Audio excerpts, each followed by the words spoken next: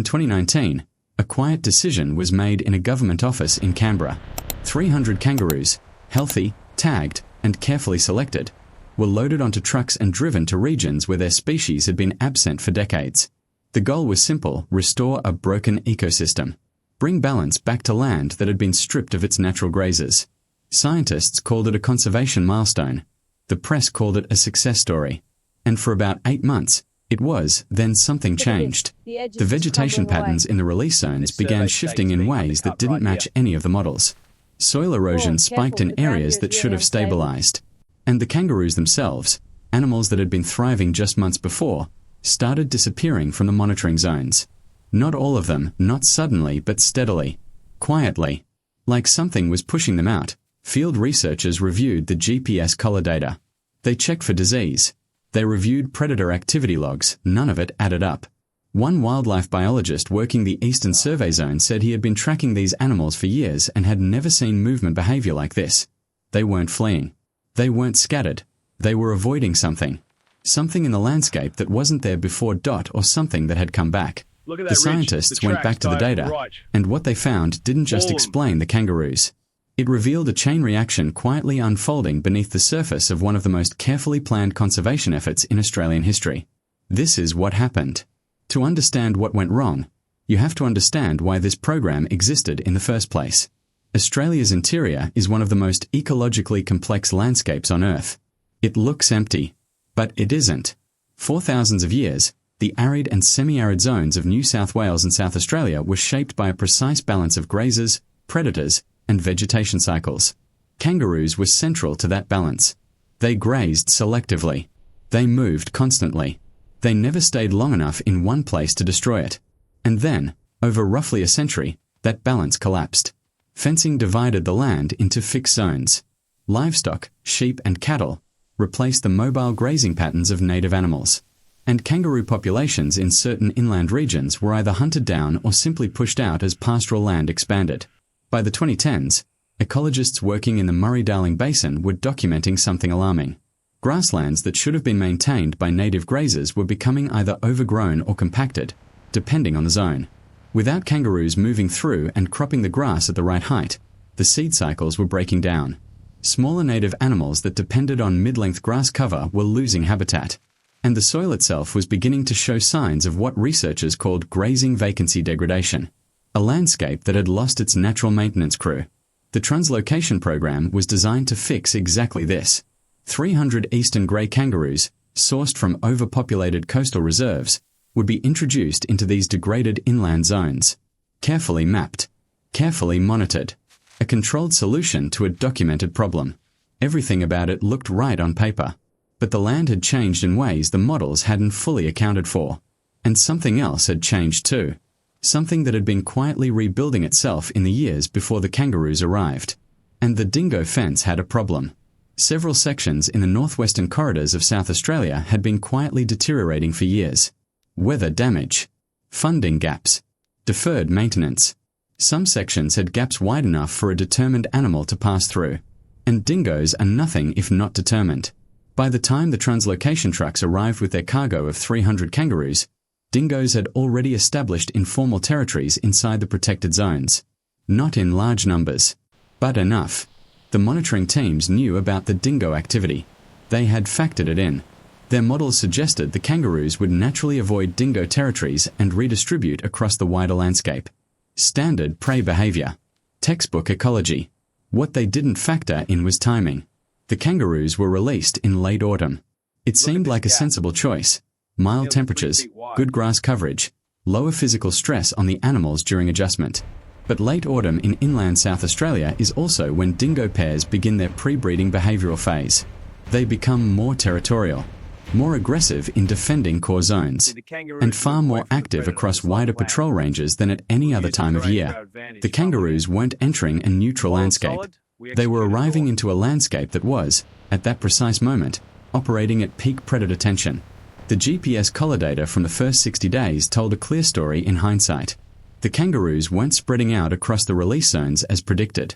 They were clustering, bunching together in tight groups near the release points, refusing to move deeper into the mapped habitat corridors.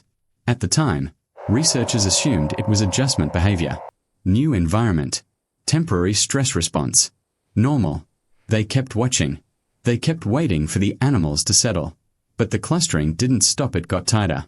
And then, on day 63, 3 of the GPS collars went completely silent. 3 silent collars doesn't sound like much. Out of 300 animals, it looked like a rounding error. Equipment failure. Signal interference. It happens in field research. The team logged it and moved on. Then on day 71, 4 more went silent.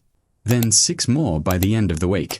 The project lead, a wildlife ecologist who had been running translocation programs for over 15 years, later said that the pattern didn't feel like equipment failure.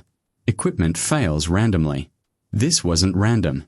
The silent collars were clustered, all coming from the same northwestern corridor of the release zone. The exact corridor where dingo camera traps had been recording the heaviest activity. A field team was dispatched to investigate on foot. They spent 3 days moving through the corridor, checking collar signal points, documenting what they found. They recovered 2 collars on the ground. No kangaroos attached.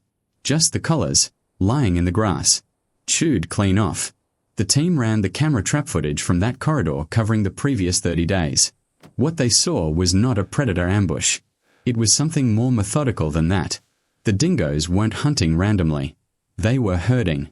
Small groups of 2 and 3 dingoes working in loose coordination, moving along the edges of the kangaroo clusters, applying just enough pressure to push the animals in a specific direction. Away from water sources. Away from the best grazing corridors. Into exposed, open ground where the kangaroos were vulnerable and exhausted. It was sophisticated predator behavior that the models had not anticipated at this scale.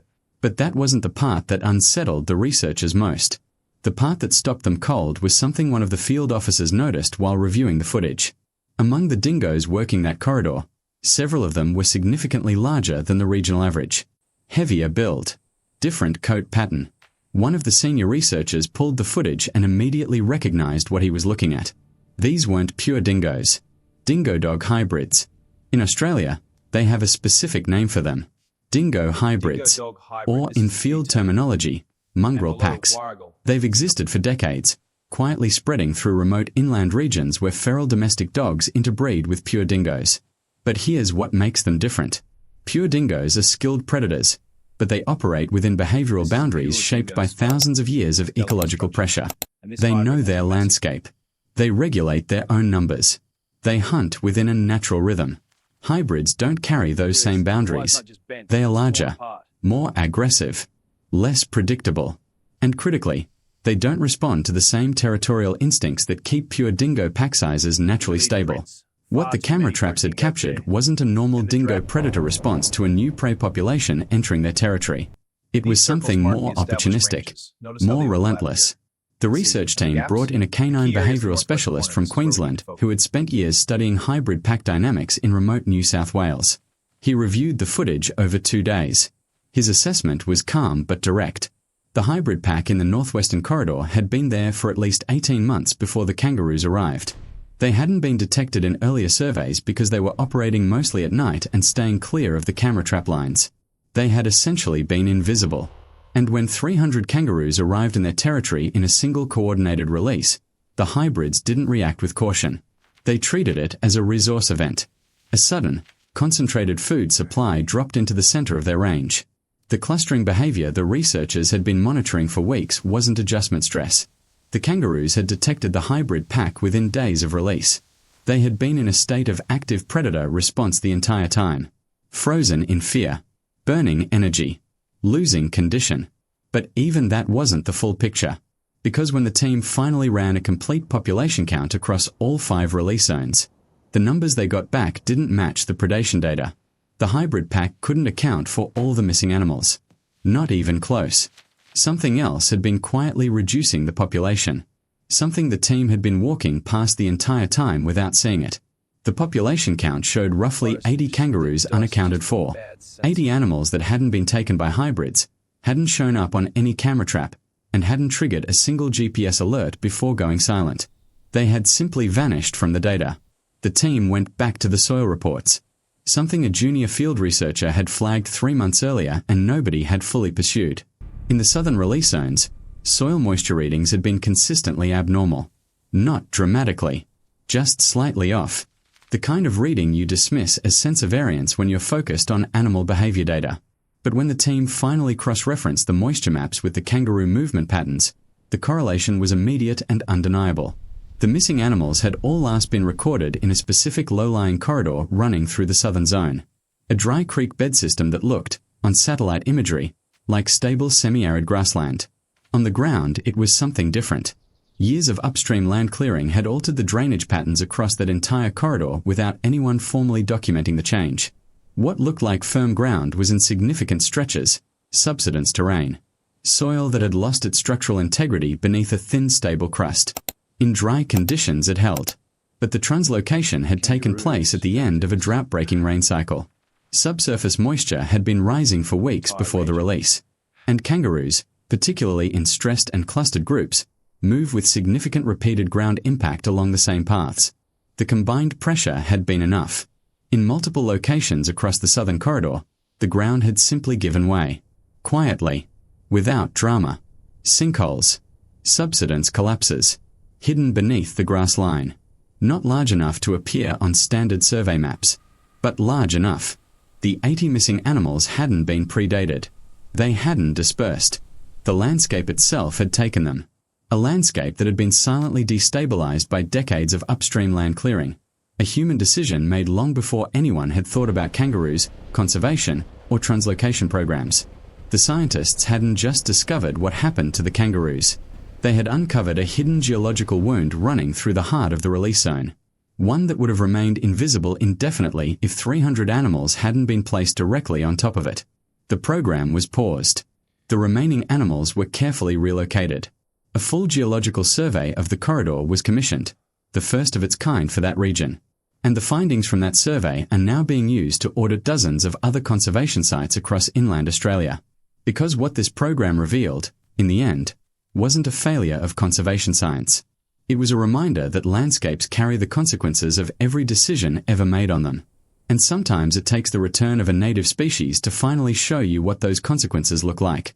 If stories like this are the kind that make you think differently about the natural world, you already know what to do.